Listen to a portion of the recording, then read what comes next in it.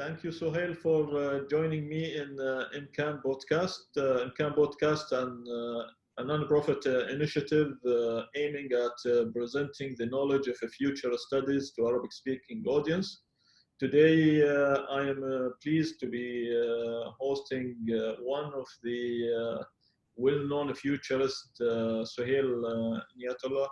Sohail, as Jim Dater described him, the most effective, both theoretical and practical futurist. This is at the back of your book, What Worth. This is a testimony from Jim Dater.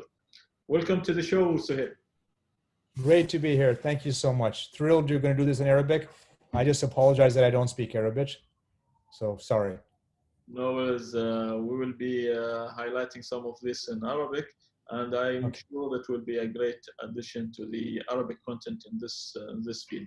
So, Sohail, everybody are speaking about COVID-19, the new normal.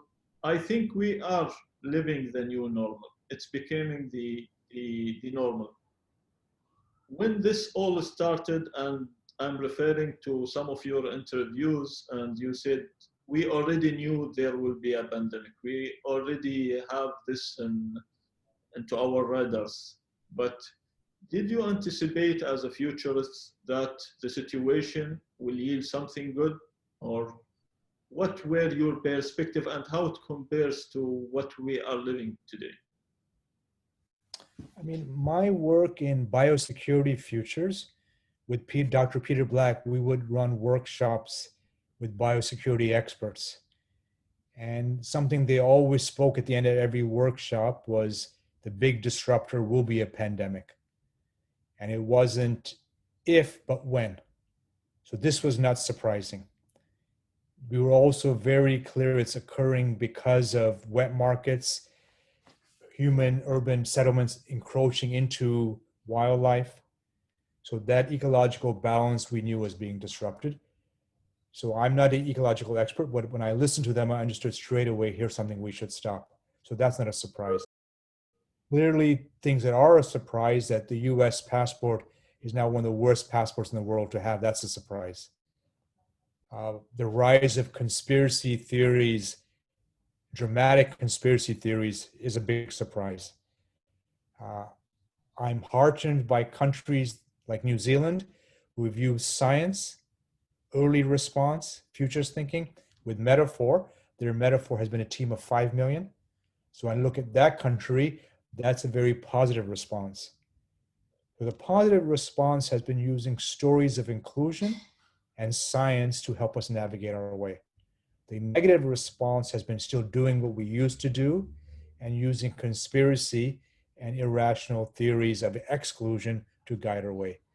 So this heightening of the contradiction was something I expected, but perhaps not so quick. Excellent. And Sohail, yesterday I was looking at this article, and they are, having all the pandemic as the first wave or the first crisis that's facing us today.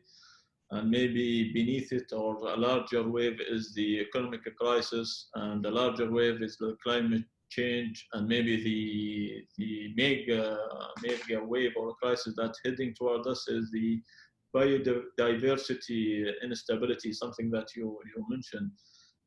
What's your perspective as a futurist to the future? I know that you have developed four futures or alternative futures, but now knowing what you know now, what is the most probable in your perspective? And maybe we can speak about your preferred version of the future. So before we get to that, you set up the question at waves of change. So I want to rethink it as narratives of change. If you go back to the global financial crisis, people didn't know how to talk about it. Financial Times had an article that said, this is a crisis waiting for a narrative. So this becomes the social and political decision-making that we can control. What's the best narrative? We know in one country, they're using narrative number one is blame. It's their fault. They're blaming a culture, a country. And we know which president in the world is doing that. So that's the blame narrative. Does that help or hurt? It hurts. Narrative number two has been this conspiracy. Does it help or hurt? It hurts. So those are restrictive narratives that bring the worst out of us. That help us change is the narrative of science. Find the vaccine, find the cure. The next level narrative is not just about the science and the cure. It's about what you just suggested. There's deeper waves, climate change, financial crisis. So let's use our learning about global coordination and start to use foresight and apply it globally to these next phases as well. Now, the final narrative is, okay, one is restrictive, the second is action, the third is giving peace. Mm-hmm. Gives inner peace. And those are the narratives. Arundhati Roy says, you can see this in two ways, blaming, or what she says, as a portal to a new world. So that becomes every workshop I lead. This wave, what changes is it helping you make? How can this be better? So this is where the scenarios come in. We have one scenario called the Great Pause, where you slow down, more time for prayer, for meditation, for learning languages. And then later next year, you speed up. So we ask countries, organizations, what things do you want to keep that's good for next year? People say workforce flexibility. They say well-being, employee health. They say we're finding a better way to do things. Cities are less polluted. Things we thought were impossible 9 months ago are now possible. So that's that slow down to speed up scenario. I find that very heartening. At the same time, some people say, well, what about the economic crisis? That scenario called basically the Great Despair. Things will get worse and worse. This is 7-10 years of difficulty. So this is the contradiction between nation states, between wealthy and poor, and between people who use science and don't use science. So I can easily see that scenario, the Great Despair. And then there's a third scenario, the most hopeful. This is the Great Health Awakening. This is the portal. We develop predictive health, personalized health, preventive, partnership, participatory. So we keep on asking ourselves, what's really working today, the core principles, and let's apply them for the next 10 years. So that's the idealistic, the visionary one. I'm hoping for that, but of course, we know when things get better, we go back to what we used to do before. So it may be that the minute this is over, we go back to traveling everywhere. So those are three ones that stand out for me: the scenario of great despair, slow down to speed up, and the great health awakening. Right. And of course, from your work, I know that your preferred future is the visionary or the health for everyone. But back to the what you have mentioned about the conspiracy theory, the narrative that we are seeing, and also when we study the trends, what is happening due to the pandemic or the economic crisis, you see a wave of deglobalization. Every country now, it's in the narrative of a castle narrative where it needs to protect its borders, stop any immigration, making even tariffs or taxes on imports and etc. And this is, I see it as a withdrawal from what we have seen of globalizing the trade, even the cultural aspect. Do you agree that the pandemic has accelerated this narrative that we are entering a deglobalization era, especially with what we are seeing between like the US, China, some parts in Europe, and especially what happens between like even when what we thought it's like a union of some kind, which is Italy, and when they needed some medical supplies, they did not find any support from the EU. Do you see this is like shaping or a narrative that is emerging and can affect our future? No, I think you're right. So if you now segmented it, so at the planetary level, there's only one narrative that's going to work. That's the narrative of Gaia, right? We're on one planet. There's no second planet. Right. And so we have to be doing planetary thinking. And this is what COVID-19 has showed us. You can't survive as one group or as one city or as one country. We're all integrated. So that's a crucial learning. Now, in terms of countries as protective, I think that's been wise. We protect in the short run to protect everyone. But if that becomes the long term, I don't think that's so smart. I still want a Gaian polity where people have capital moves, culture moves, people move. But that's much longer term. The short term is protection, but still remembering that viruses, pandemics, finances are really global in orientation. But clearly, I think you've hit on it. Nearshoring makes sense. We've been doing a project with the UNDP and government of Egypt on manufacturing scenarios. And scenario one was no change, enhance inequity. The gap widens. Scenario two was not the gap widens. Scenario two was we go from 100 million to 1 billion. Egypt focuses on Africa. Scenario three, the adaptive change, is we use the fourth industrial revolution. We use the new technologies. We find ways to reduce distance throughout Europe. So AI, new technologies, etc., that enhances Egypt, retraining all the workers. But scenario four was the most interesting. They said, let's bring the informal sector into the formal. The people on the streets, let's now bring them part of the economy. That the revolution in terms of the economy comes from bringing them as part of it. So this is in this phase, thinking through what are some of the scenarios. Is nearshoring forever or just for the short term? Or really is even the longer term 3D printing so you don't have traditional supply chains? So these are some of the questions we're all asking. I think you're correct to ask them. Which way it's going to turn out, I mean, clearly how I've responded is I don't know. So the main thing we do in futures, we say, well, here are the alternatives. We don't say this is what's going to happen. That's not what we do in future studies. If you say this is what will happen, well, most likely you're going to be wrong sometime. We say, here are the hints. We can see the trends. We can see the issues. Most likely this is what will emerge. But we're always thinking in terms of not one scenario, but alternative scenarios. Excellent point, and this is make it easy for my next question on this specific issue. Is the role of an in-house futurist, like someone who's like have a full-time paid job to think about the future and to prepare his organization for the future. And many of my audience are coming from private and public entities who are working toward like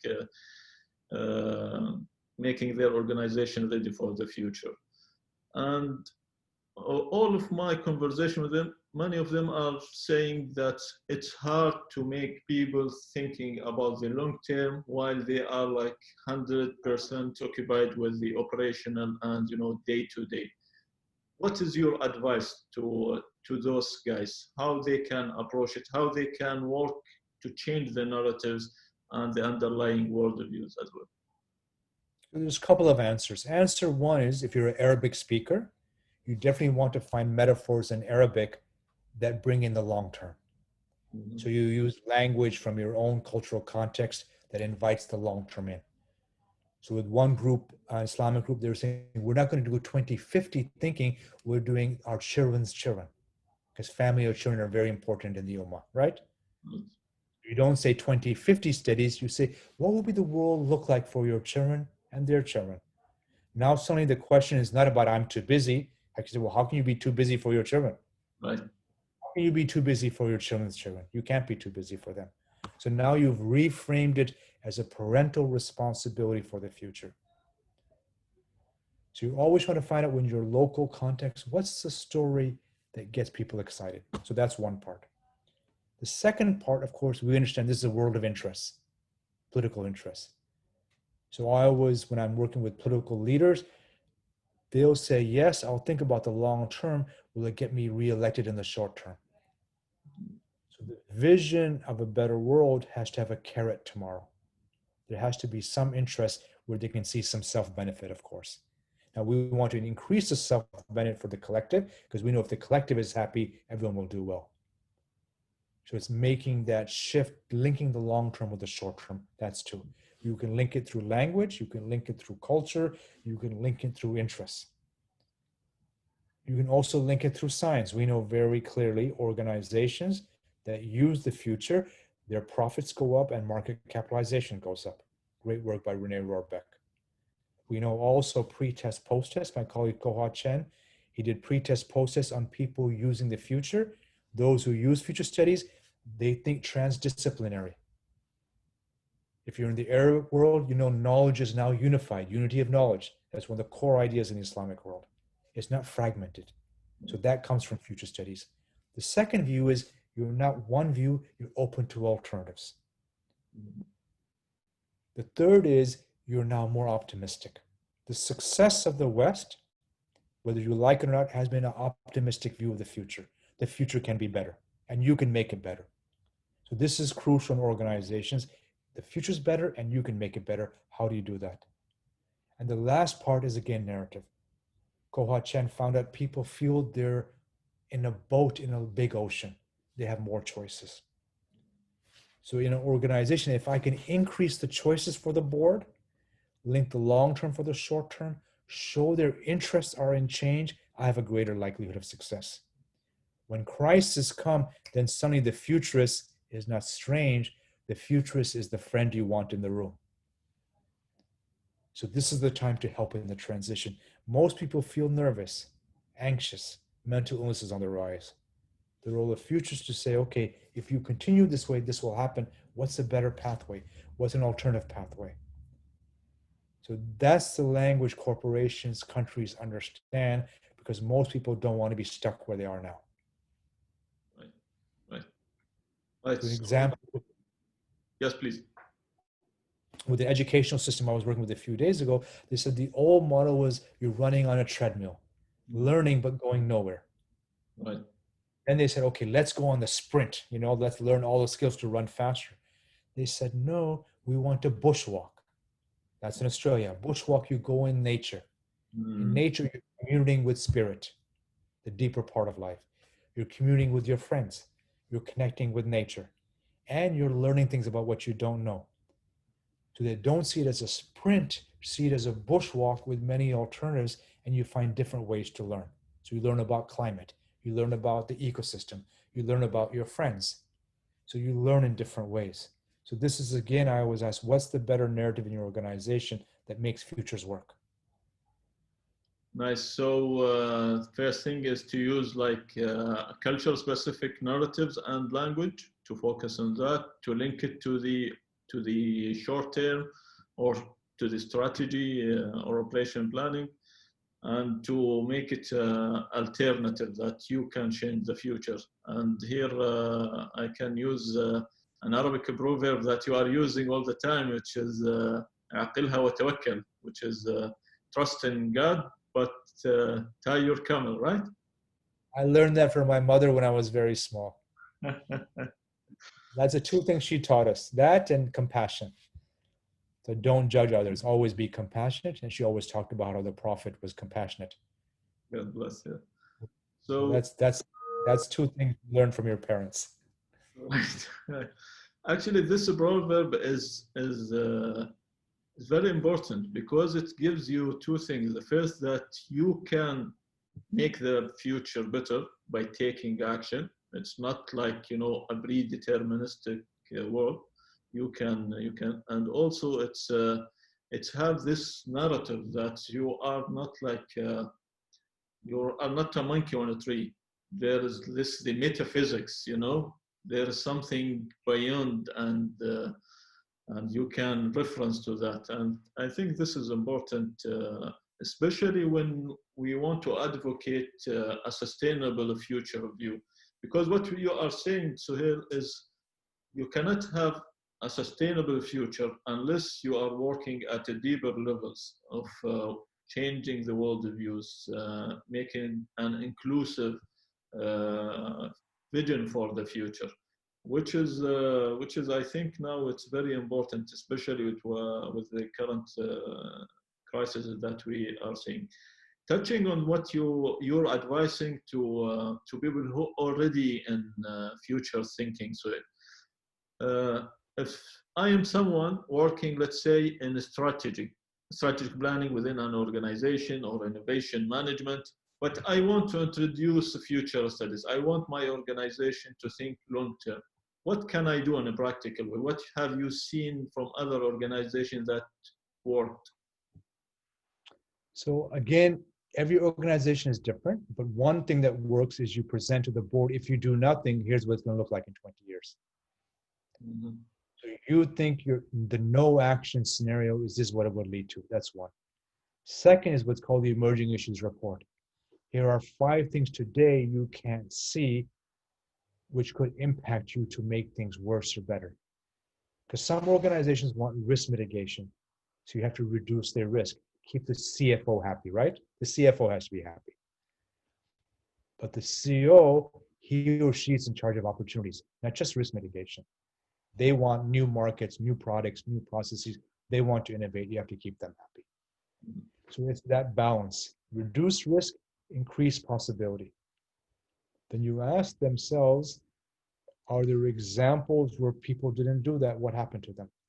The largest milk supplier in the US just went bankrupt a year ago. They were unable to anticipate the change in demographics and dietary habits, the rise of almond milk, the rise of soy milk, the rise of veganism. So they had one view of their product, disruptions came, and they, as we say in the business, got Kodaked. So this is, you want to work with your organization. Our current strategy, it may or may not be good. Are we able to see our blind spots?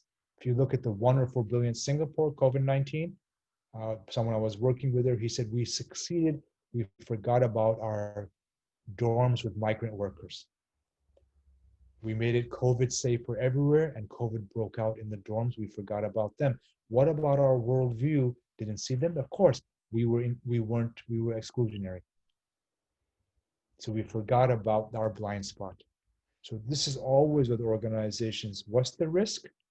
What are the opportunities? What are your blind spots? What are you unable to see? The role of the futurist there is to open the window, take away the drapes, show another possible world. Now, in every organization, there's the idealists. They're there. You have to find them. Who are the ones that want a new vision, that are very excited but feel put down? For them, you want to lighten their burden. Every organization has 30% who want to follow. You have to make it easier for them to follow the new vision. 10 to 30% just want to be left alone, leave them alone. And there's 10% who fight you, doesn't matter what you do. You try not to be drawn into their black hole. You stay focused on the new possibility. It always helps if the CEO or board is excited, so that's part of the effort, getting that group excited about doing futures. If they're not excited, then I ran one workshop and the managers came out, this is brilliant, fantastic. I said, great, go present to the board. They go, no, I'm leaving the company now and creating my own company. So they didn't feel that the board was receptive to opportunities. So I always tell people, find in every organization, there's something that doesn't fit. Use that as your stepping stone to create something else. But that means you have to be comfortable with being ahead. So many people, well, I want to be ahead, but they become uncomfortable because you don't fit. The role of the futurist is to not fit.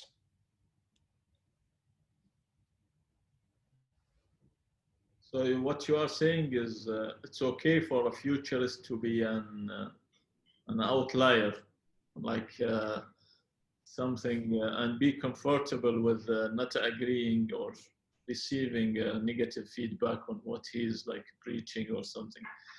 And I mean, this is that point. I would tell the futurists not to be preaching, to be listening. So we're listening for the weak signals, helping people get better, helping organizations get better. Some futurists say, no, they have all the data, they're the experts. That's one style. That's okay. I'm okay with that. The other style is actually we're there to facilitate a better planet. That's that stewardship. So it's almost figuring out what's your own story in the future, in futures. And here is also, Sohail, an important aspect of the CLA, the causal layered analysis, that it have both. It have this all-inclusive and planetary future thinking, but it's also so practical that you can take it and implement it within your organization. From the time that you developed the CLA till now, what have been changed? Any like modification, something that you newly like introduced, and some tweaks to the methodology itself? Yeah, I mean, it's gone from CLA 1 type to CLA 5 type. So before I would just say deconstruction. Here's the issue, what's underneath, what's underneath, what's underneath. Then I moved to here's today, here's tomorrow. So education is like a factory today, tomorrow will be like a jazz orchestra.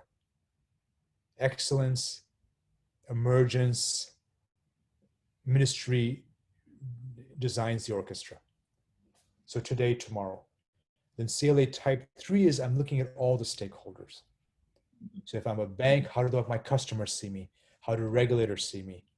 How do other banks see me? So I'm looking at the view of the story from multiple stakeholders. Then I'm seeing where do I want to be? And then finally, of course, the one I do more and more these days is inner CLA. So is my vision of where I wish to be tomorrow working? If not, what story do I need? What's a better story for my life? So I know a colleague, I was running a workshop in Abu Dhabi, and he said, well, he doesn't like to go on social media. And we went deeper and deeper, and he came up with his story, the shy boy, something like that. And then he changed his story to something else. I forgot what it was, but he went from shy boy to something like, the orchestra leader, or, king of the room. So he said, here's a story that doesn't work. What's a better story? So CLA, I've gone from just one type of CLA to multiple types of CLA. And those have emerged through workshops, people asking questions. So in futures work, we're not just saying it should be strategic, foresight to change strategy, it's transformative work. So you and I both change in the process. So if I asked you, and then I'll ask you right now, so what's your metaphor of your futures work right now? And what would you say? I think for me personally, it's I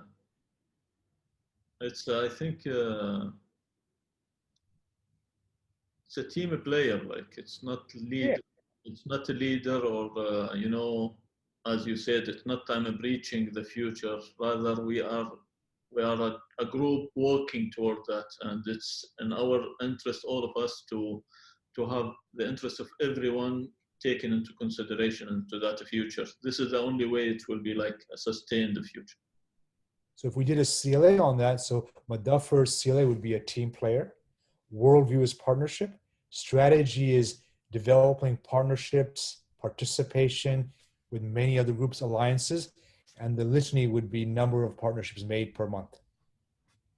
That's your measurement. So if I did a quick CLA on you. That's, I think, the quickest CLA ever. I remember our workshop with you and back in Bangkok, beautiful group there, and you were saying something that if you have like 20-25% of your population and behind your vision or a common vision, it will come true. Right? Is this something like you still believe in? And if so, what is your advice again for, and you touch on this, like if I am someone who's working in future thinking or future studies within my organization community, what kind of people should I look to make this alliance behind a common vision? So this is an article in Science Magazine, and they examined how many people you need on your side to have strategic success. So I was working with one group, and there was one person, and she was totally inspired by futures thinking. So then she got her colleague involved. Then she got head of strategy. So then we ran an initial futures workshop for the strategy team. That went great. Then she got the leadership team. And then we did that with them. That went great. Then she got the board. And so now the three big players, the strategy team, the leadership team, and the board of directors, they've all been through a foresight process. So now she has many of the groups already engaged in innovation. So this is, she figured out, okay, where are the sparks in my organization who want to be ignited? And then you just go ignite them. So she figured out her own story and then used that story for organizational success. She didn't go to the hardest person in the organization who doesn't want to have change, right? Right. She went to the easy ones, and you're trying to build momentum. Because this work, as we know, can be difficult. So we're always trying to build momentum, make it easier, make it easier. So it's more like going downstream or rolling a stone down a hill as opposed to Sisyphus pushing a stone up. So you want to find a story that gets success. So I don't do blanket, what should every futurist do? But we know some futurists say futurist by stealth. Mm. So if you call yourself a futurist, they're going to fire you. No one's be interested. So you're a secret futurist. Right. Some you even don't use the word future. You just call it organizational innovation, transformative change. Right. Others you can see, no, we're doing strategic foresight. So you find language that the board gets excited about. We used to run a course with Melbourne Business School, and we called it Creating a Path to the New Organization. And it was okay, but not great. Then the head of marketing said, you have the wrong name. Called it Futures Thinking and Strategy Development. And it doubled. Wow. And we asked people why. And they said, we're here for futures thinking. The CFO will pay for strategy development. I learned a lot from that. This was quite interesting for me. Your intention stays the same, but you find the language. You only change the packaging that it will be more accepted to the stakeholders. Yeah, we stayed authentic. What we wanted to do, we still taught the same thing. We didn't change that. Yeah. But we made it something that was acceptable, exciting, innovative. Right. So people want novelty, but the brain is wired for the past. So that's one of our tensions. But Sohail, how can you keep your authenticity and your true north while you are pressured by your CEO, CFO, colleagues to change and maybe working along the lines that are already established in the organization? How can you, not playing on the lines, but being smart in presenting this change in the organization? Maybe from experience, like what worked with organizations you have been working with. So some people get very clear, here's my story, here's my vision. As long as it's aligned, I stay. Others say they no longer share my vision and my ethics, I'm leaving. So for us, it's getting clear, your vision, your ethics, your story. Once those are clear, you're then sharing your future's work from that perspective. So this is getting clear. What you said, you're the team player. You're creating pathways for everyone to win. So then you're going to invite colleagues and clients and friends who want to play with you. I had one person, he took another course. His metaphor was the Lone Ranger. Alone, doing really well, but wasn't happy. So he discussed why he was that way. He changed his story to one of the Avengers. Then he changed his strategy. He now does lots of group work. And he said he's much happier. His clients are much happier. He found a better way to express himself. So if the organization can't, so once you know your story, you look for people in the organization that fit your story. If ultimately the discord is so great, you have to leave, right? Right. Especially if you're a futurist, you can't suppress what you want to share. Then you'll be unhappy. But the first step, what I'm getting from you, Sohail, the first step is get your story, your narrative as a person right. Then you can project it to the outer world, right? It's like Gandhi said, be the change that you want to see. If you want, Yeah, I mean, you want that yeah, future, you should believe in that future in the first place, and ready to give it all what you got. yeah. If your metaphor is the future is the chess set, then learn how to play chess. Mm. Right. Yeah. So we want inner, deeper work as opposed to prescribe you should do this. Mm. Nice. So And this, I'm very much with you. We're facilitating an alternative future as opposed to telling people you must do this. Even if we have very clear views what they should do. right. And that tension, right? Yeah. But also this idea of uncertainty, and people are not comfortable when dealing with uncertainty, and especially with the current business environment and the strategic planning, where they assuming that business as usual, the uncertainty level is very minimal, and even that gap for uncertainty, it's already been mitigated by risk management. And I read one article where they said the first thing to think when you think about the future is to accept that the future is uncertain by nature, and you are not predicting the future, rather you are like being ready for that. There's two parts. One is CLA says there's 4 types of risk. Risk one is you have the wrong measurement. Mm-hmm. You want a well-being world and your measurement is only GDP, so you're in trouble. Risk number 2, your system does not work.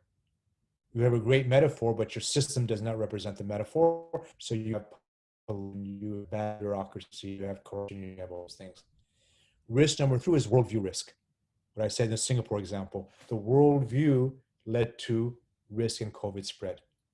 Risk number 4 is the wrong narrative. So first I try to see risk in multi-levels. Once you do that, then of course you can be far more successful. The second part is, again, here's things I can change, here's things I can't change. So to be anxious about what I can't change, how does that help? So it's figuring out, here's the world I can influence, here's the world I can't influence. So promising people too much, it's also a future's mistake, that they can change everything. We know that's not the case. Right. You just read Ibn Khaldun, Arnold Toynbee. There's so many great philosophers. Here's where you can make progress. Here's areas where there's cycles. So we're not just a linear future. We're into cyclical patterns, spiral patterns. We're into understanding pendulums. We think we're going to improve, and there's a pendulum shift back, right? Health, pandemic comes. Yeah. So we, as futurists, are always to understand the complexity of history and use that complexity to understand possible futures. That doesn't mean you don't have a story of trust and peace and equanimity of mind where you feel happy every day. Right. So the future shouldn't be a way to make oneself anxious. Right. Do you think there is a saying that history repeats itself?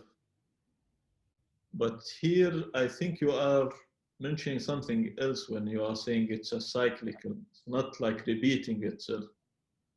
Okay, so we, in our book, Macro History, we found about 8, 9, 10 patterns. 4 were crucial. 1, the future is linear. Every stage gets better. Right. So more and more science, more and more technology. The second is pendulum.